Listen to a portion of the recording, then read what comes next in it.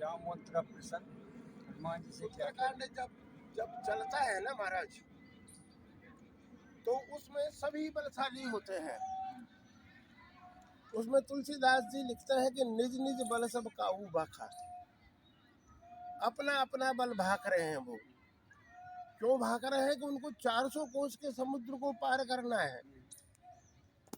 अब 400 कोस का समुद्र जो एक बार में लांग जाए उसको भेजेंगे। तो मुझ जैसा आदमी ये कह रहा है कि मैं जो है सुयोजन को कूद जाऊंगा। वो बोले बोले बैठो बैठो बैठो बैठो, तेरी पार नहीं पड़ेगी, 400 योजन कूदना है। सुयोजन में नहीं पार पड़ेगी। हाँ, अब दूसरे ने देखा कि अपनी बात भी कहो ना, क्या है अपनी बात भी कहो, तो उसने कहा मैं 125 कूद जाऊंगा। कभी नहीं पार पड़ेगी। अब वो बढ़ते रहे, को 125 से 150, कोई 400 के पार नहीं जाए। अंगद बोला कि मैं चला तो जाऊंगा लेकिन वापस आना बड़ा मुश्किल है। अब जामवंत क्या है कि बुढ़ा आदमी वो कहता है, कि बलि बांधे तो प्रभु बाढ़े हो, सो तनु बरने न जाए। अरे तुम क्या बात कर रहे हो? तुम लोग क्या कह रहे हो? सारे बंदर भालू, मैं जब बलि को भगवान ने बांधा था, जब वो शरीर बढ़ाया था जिसका अंत नहीं पार नहीं, उसका वर्णन नहीं किया जा सकता। उभय घड़ी में दीन, यानी 2 घड़ी में मैंने उसके 7 प्रदक्षिणा दे दी। जो जामवंत ये कहता था कि भाई कि वो हनुमान जी उससे पूछते हैं, और शुरुआत सुंदरकांड किसी से होती है।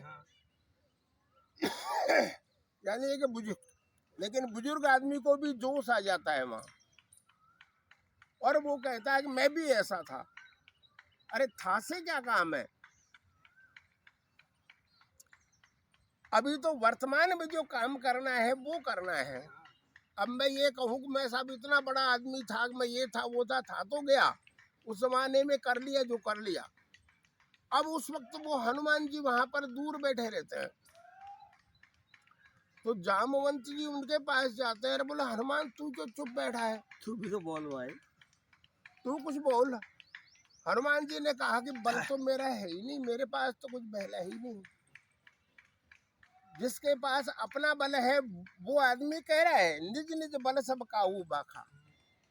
मेरे पास तो भगवान श्री राम का बल है, मेरे पास मेरा अपना कुछ नहीं है।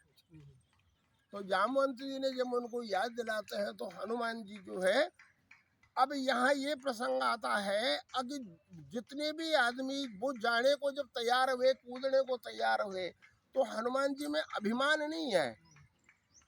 वो उन सबको प्रणाम करते हैं। अस कही नाई सबहु कहूँ माथा, प्रणाम करके बोले भाई अब मैं जाता हूँ। यानी हम जरा सा काम घर में कर देते हैं तो उसके लिए कहते हैं यार ये तो मैं था इसलिए हो गया, ये काम वरना होता ही नहीं। हनुमान जी ने उन सबको दुदकारा नहीं या उनको कम नहीं माना, उनको प्रणाम करके, ये हनुमान जी का स्वरूप है। और जब हनुमान जी आगे जाते हैं तो वहां देवता उनको सुरसा को भेज देते हैं।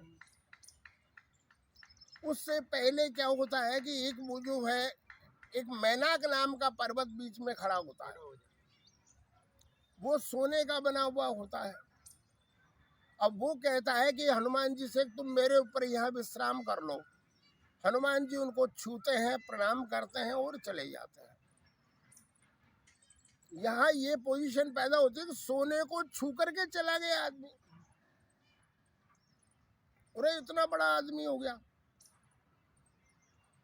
तो आगे उसकी प्रशंसा करने वाला जो ये आज का समाज है, वो यानी प्रशंसा करने वाला सामने खड़ा हो जाता है। अगर उपाध्याय जी तुम, अरे फलाने महाराज आप तो बहुत बड़े आदमी हो। तो वो प्रशंसा करने के लिए सुरसा नाम किया जाती है।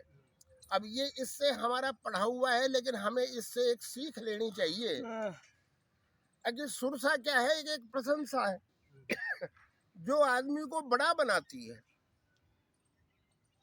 तो हनुमान जी ने देखा कि इसका मुंह इतना बड़ा है, 100 योजन का है, तो उन्हें 200 का कर लिया, उसने 200 का किया, उन्होंने 400 का कर लिया। अब ये संख्या कितनी बढ़नी चाहिए? ये तो संख्या का तो कोई अंत नहीं है।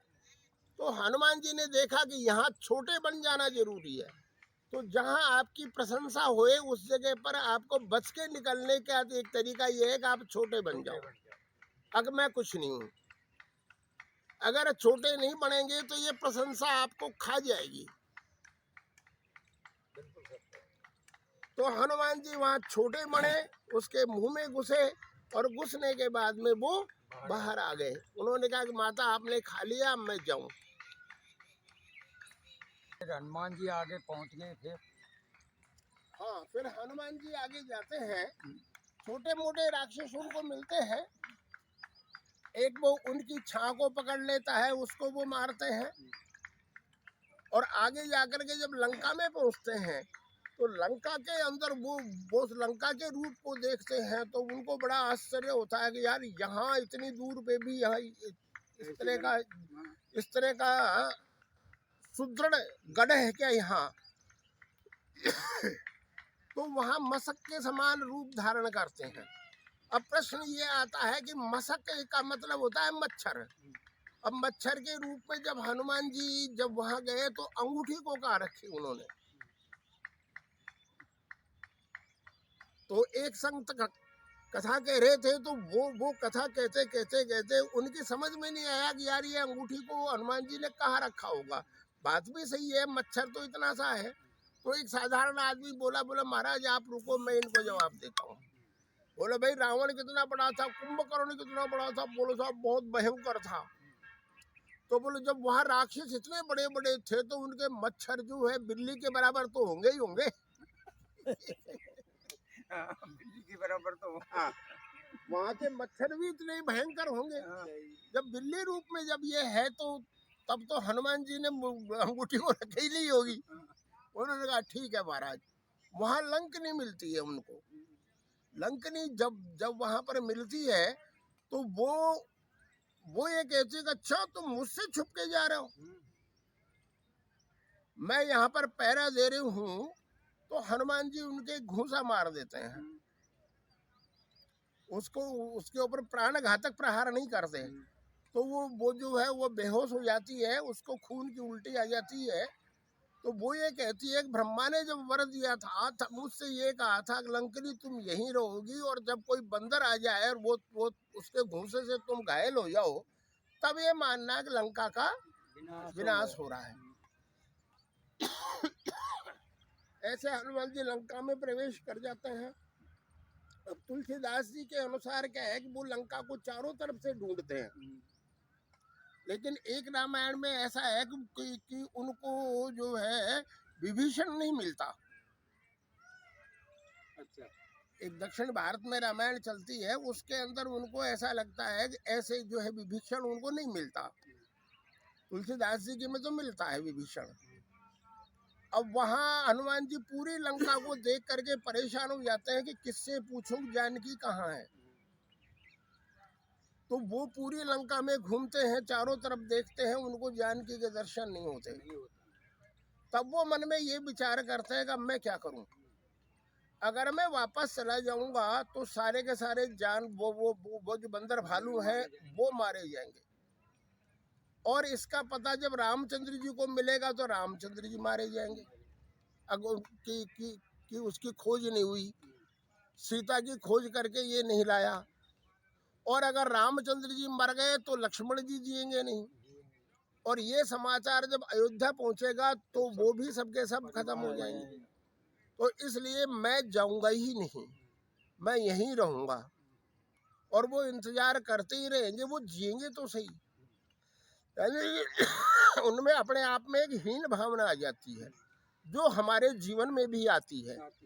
कई बार हम कितने भी बड़े लोग हों लेकिन हमारे मन में भी हीन भावना आती है। तो उस वक्त हनुमान जी श्री रामचंद्र जी का सुमरण करके फिर आगे जाते हैं। तो वहाँ त्रिकूट यानी 3 कूट की एक स्थान मिलता है, उसके अंदर जब वो देखते हैं तो वहाँ उनको जानकी का दर्शन होता है। अपने आप पहुंचते हैं वो वहाँ। ये वाल्मीकि रामायण के अनुसार है, वो अपने आप पहुंचते हैं वहाँ। और वहाँ पहुंचने के बाद में फिर जो वो पेड़ के ऊपर बैठ जाते हैं, वो ये कहते हैं कि मैं जानकी जी से कहूंगा तो क्या कहूंगा, मैं मेरा क्या परिचय दूंगा, और ये मेरे ऊपर विश्वास भी करेगी कि नहीं करेगी। तो वो वहाँ इतने में वहाँ रावण आता है। रावण आकर के कहता है कि भाई जो है तुम मुझको पति रूप में स्वीकार करो। तब वो ये जान जाते हैं कि ये जानकी ही है, यही जानकी जी है। उनके स्वरूप को देख करके भी वो जो हनुमान जी पहचान जाते हैं कि ये जानकी जी ही है। फिर वहाँ हनुमान जब वहाँ ये बात होती है तो रावण कहता है तुम मुझको वो जो है स्वीकार करो। तो वहाँ राक्षसियों को जब सीता जी मना कर देती हैं तो वो राक्षसों से कहता है कि तुम इनको परेशान करो, इनको डराओ और इनको परेशान करो।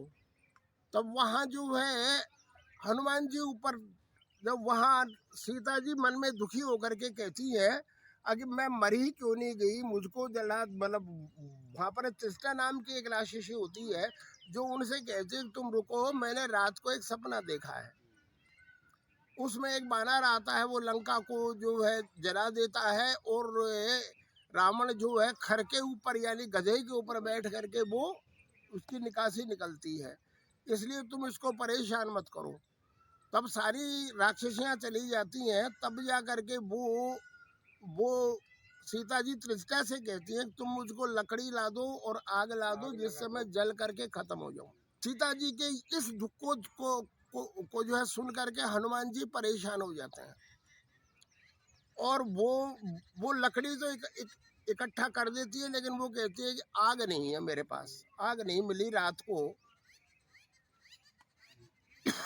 तो सीता जी वहां जो है चंद्रमा से कहती है कि चंद्रमा तू तो अग्नि का है, तू अग्नि डाल दे। अशोक वृक्ष कहती है कि तेरे नीचे बैठने के बाद तो शोक रहता ही नहीं है और तेरी जो है पत्तियां लाल रंग की है, अग्नि के समान है, इसलिए तू ही अग्नि डाल दे। उस वक्त वो हनुमान जी अंगूठी को डाल देते। तो सीता जी वहां पर अंगूठी को लेने के लिए पहुंचती है, उसको आग समझ के लेने के लिए पहुंचती है। चमकती हुई अंगूठी गिरती है तो उसको देख करके वो पहचान जाती है कि रामचंद्र जी की अंगूठी है। पर यहाँ कैसे आ गई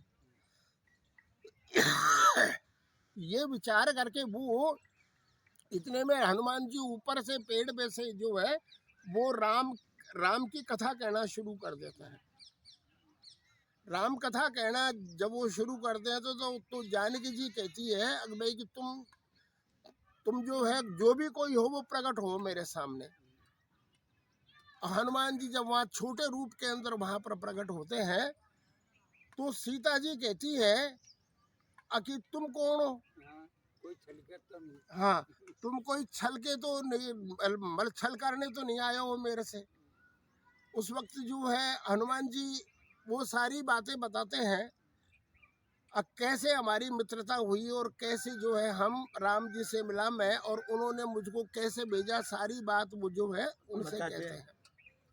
जब वो बताते हैं तो सीता जी को कुछ विश्वास आता है और वो उनसे कहते हैं तुम इतने से बंदर हो और तुम लंका को, समुद्र को पार करके कैसे आ गए। तब वहां पर हनुमान जी महाराज जो है अपना विराट रूप दिखाते हैं। तुलसीदास जी कहते हैं कनक भूधराकार शरीर, समर भयंकर अति बलबीरा। तो वहां हनुमान जी जो है सीता जी से मिलकर के वो कहते हैं कि भाई अब माता, वो सीता जी का समाचार राम जी का समाचार सुनाते हैं। राम जी का समाचार सुनने पर सीता को विश्वास हो जाता है। श्री राधे, इतना ही बहुत है। चलो श्री राधे, श्री जय सिया राम। जय सिया राम।